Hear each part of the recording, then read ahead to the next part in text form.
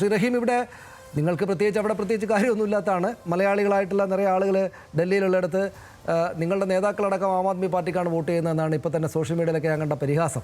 അതുകൊണ്ട് എങ്കിലും പക്ഷേ അവിടെ ഒരു നിരീക്ഷണത്തിന് സാധ്യതയുണ്ട്. അതായത് ഞങ്ങളുടെ ചോദ്യം ഇതാണ്: ഒന്ന്, ഈ കോൺഗ്രസും ആം ആദ്മി പാർട്ടിയും തമ്മിലുണ്ടായിരുന്ന സഖ്യം അവിടെ ഉണ്ടായിരുന്നെങ്കിൽ, എന്ന് വെച്ചാൽ ഇന്ത്യ മുന്നണിയുടെ സഖ്യം അവിടെ വർക്കായിരുന്നെങ്കിൽ BJP ജയിക്കുമായിരുന്നില്ല എന്ന നിരീക്ഷണം ഇപ്പോൾ മുന്നോട്ട് വെക്കുന്നതിൽ കാര്യമുണ്ടോ?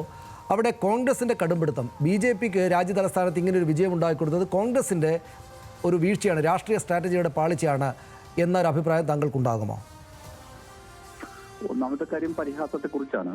പരിഹസിച്ചവർക്ക് ഇപ്പോൾ ഒരു സീറ്റില്ലാതായല്ലോ. കോൺഗ്രസ് ആണ് സാധാരണ ഈ പരിഹാസത്തിന്റെ കൊടി പിടിക്കുന്നവർ, ഫ്ലാഗ് അവരാണ് കൊണ്ടുനടക്കുന്നത്, പരിഹാസം നയിക്കുന്നവർ. ആ പരിഹാസം ഇത്തരം നടത്തുന്നത് ഞങ്ങളുടെ നേതാക്കൾ അവിടെ മറ്റുള്ളവർക്കാണ് വോട്ട് ചെയ്യുന്നത്. ഇങ്ങനെ പോയാൽ താമസിയാതെ സോണിയാഗാന്ധിക്കും രാഹുൽ ഗാന്ധിക്കും വേറെ ഏതെങ്കിലും ചിഹ്നത്തിൽ വോട്ട് ചെയ്യാലോ ഇങ്ങനെ പോവുകയാണെങ്കിൽ. രാഹുൽ ഗാന്ധിയുടെയും സോണിയാഗാന്ധിയുടെയും സ്വന്തം സ്ഥലത്ത് അവർ പൂജ്യമാണ്. അപ്പൊ ഇനി ആ പരിഹാസം നിർത്തണം കോൺഗ്രസ്. അതാണ് ഞാൻ പറഞ്ഞത്, കോൺഗ്രസിന്റെ പരിഹാസത്തിന്റെ പ്രശ്നം അതാണ്. ഞാനിതിൽ കാണുന്ന കാര്യം, അങ്ങയുടെ ചോദ്യത്തിലേക്ക് ഇനി വരാം. അവിടെ യഥാർത്ഥത്തില് BJP കോൺഗ്രസ് ഒരു സ്പോയിൽ ഫാക്ടറായിട്ട് വർക്ക് ചെയ്തു എന്നുള്ളത് യാഥാർത്ഥ്യമാണ്.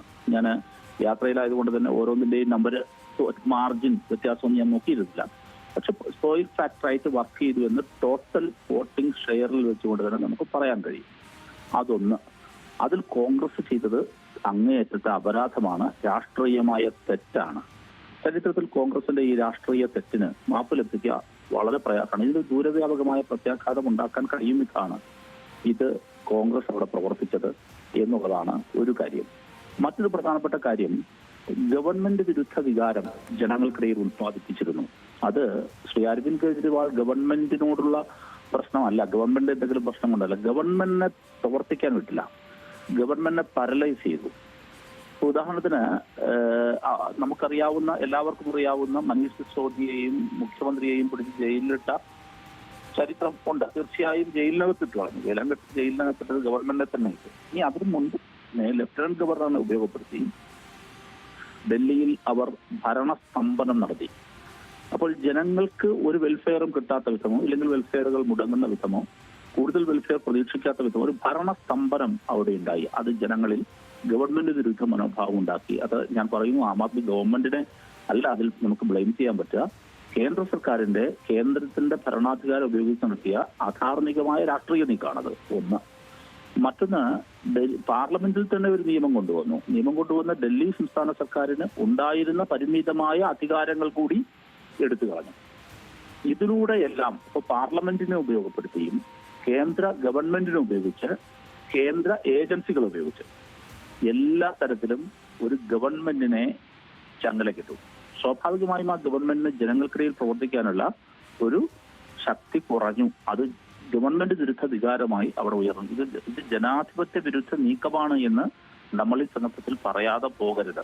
അവിടെ ആന്റി ഇൻകുംബൻസി ഫാക്ടർ വർക്ക് ചെയ്തിട്ടുണ്ട് എങ്കിൽ അത് വർക്ക് ചെയ്യാനിടയായ സാഹചര്യം കേന്ദ്ര സർക്കാരിന്റെ ജനാധിപത്യ വിരുദ്ധമായ ഞാനീ പരാമർശിച്ച കാര്യങ്ങളാണ്.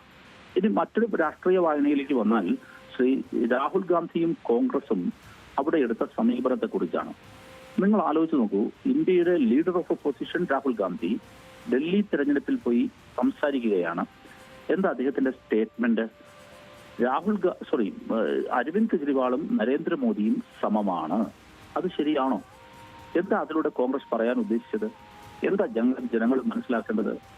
അരവിന്ദ് കെജ്രിവാളിന്റെ അത്ര കുഴപ്പക്കാരൻ മാത്രമാണ് മോദി എന്നല്ലേ? അങ്ങനെ കൂടി അല്ല, അവിടെ രാഷ്ട്രീയമായിട്ട് ശ്രീ റഹീം എന്നോട് ഞാനൊന്ന് ഇടപെട്ട് ചോദിച്ചോ. അവിടെ അങ്ങനെ ഒരു രാഷ്ട്രീയം പറയാനുള്ള അവകാശം കോൺഗ്രസിനുണ്ട്. പിന്നെ ഉണ്ടല്ലോ, ഒന്ന്. രണ്ട്, അവർക്ക് അവരുടേതായിട്ടുള്ള വോട്ട്. ഇപ്പോൾ ഞാൻ നേരത്തെ പറഞ്ഞ കാര്യം, ഇപ്പോൾ കെ സുരേന്ദ്രൻ്റെ 4 മണിക്കൂർ മുമ്പുള്ള പോസ്റ്റ് ഞാൻ വായിക്കാം. CPM ഭരിക്കുന്ന കേരളത്തിൽ BJPക്ക് ലഭിക്കുന്ന വോട്ട് വിഹിതം ഏതാണ്ട് 20%. എന്ന് വെച്ചാൽ CPM ഭരിക്കുന്ന കേരളത്തിൽ BJPക്ക് ലഭിക്കുന്ന വോട്ട് വിഹിതം ഏതാണ്ട് 20%.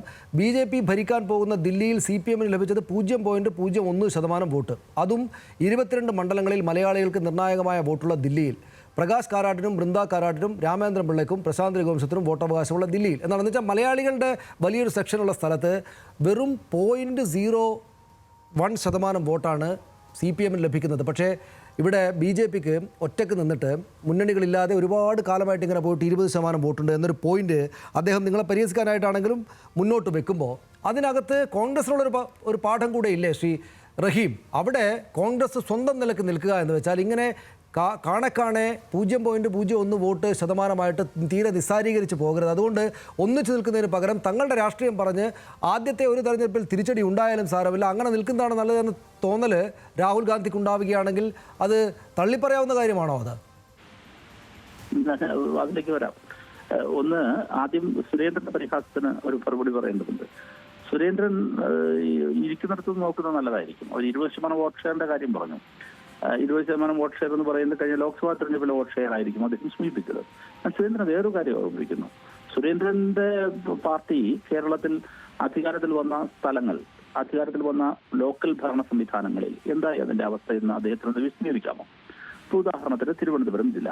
തിരുവനന്തപുരം ജില്ലയിൽ BJP അധികാരത്തിൽ വന്ന മുഴുവൻ ലോക്കൽ ബോഡികളിലും അധികാരം അവർക്ക് നഷ്ടപ്പെട്ടു. 5 വർഷം പൂർത്തീകരിക്കാൻ കഴിഞ്ഞില്ല. അഴിമതി, തമ്മിലടി കാരണം. അവർ കേരളത്തിൽ ഭരിക്കുന്ന ഏക മുനിസിപ്പാലിറ്റിയാണ് പാലക്കാട്. പാലക്കാട് അഴിമതി, തമ്മിലടി, ഭരണസ്തംഭനം. ഇതല്ലേ കണ്ണുരുട്ടിയാണ് അവിടെ. നമുക്ക് പെട്ടെന്ന് ഒന്ന് കൺക്ലൂഡ് ചെയ്താൽ എനിക്ക് മറ്റുള്ള 3 പേരിലേക്കും പോകാം. 3 അതിഥികളുണ്ട്. അല്ല, ചോദ്യം വിശാലമാകുമ്പോഴാണ് ഉത്തരവ്. സോറി, അതായത് ഞാൻ എനിക്ക് പെട്ടെന്ന് ചോദിക്കാനുള്ള ടെംപ്റ്റേഷൻ തടഞ്ഞു നിർത്താൻ പറ്റിയില്ല. അതാ ഞാനത് അതുകൊണ്ട് അങ്ങനെ പോയത്. സോറി, ഞാനിത് പറയാം. ഞാൻ പറഞ്ഞു വന്ന കാര്യം ഇത് നിങ്ങൾ ആലോചിച്ച് നോക്കൂ. കോൺഗ്രസിന് രാഷ്ട്രീയം പറയാനുള്ള അവകാശമുണ്ട്. പക്ഷെ പറഞ്ഞു തരാൻ ലീഡർ ഓഫ് ഒപ്പോസിഷൻ പോയി പറയുകയാണ്. ആ സ്റ്റേറ്റ്മെന്റിന്റെ ക്രെഡിബിലിറ്റി എന്താണ്? ആ സ്റ്റേറ്റ്മെന്റ് ക്രെഡിബിൾ അല്ലാത്ത, വസ്തുതയല്ലാത്തൊരു കാര്യം നമ്മുടെ അരവിന്ദ് കെജ്രിവാളും നരേന്ദ്രമോദിയും ഒരുപോലെയാണ് എന്ന സ്റ്റേറ്റ്മെന്റിന്റെ രാഷ്ട്രീയ ധാർമ്മികത എന്താണ്? സത്യം എന്താണ്? അപ്പൊ അങ്ങനെ അവാസ്തവമായ, വസ്തുതാപരമല്ലാത്ത കാര്യങ്ങൾ റോഡിൽ നിന്ന് വിളിച്ചു പറയാനുള്ള ആളല്ല ലീഡർ ഓഫ് ഒപ്പോസിഷൻ. നമ്പർ 1, അത് രാഹുൽ ഗാന്ധിയുടെ റെസ്പോൺസിബിലിറ്റിയാണ്. എന്താണ് പ്രശ്നം മനസ്സിലാക്കൂ. ശരി, നന്ദി ശ്രീ റഹീം. ഞാൻ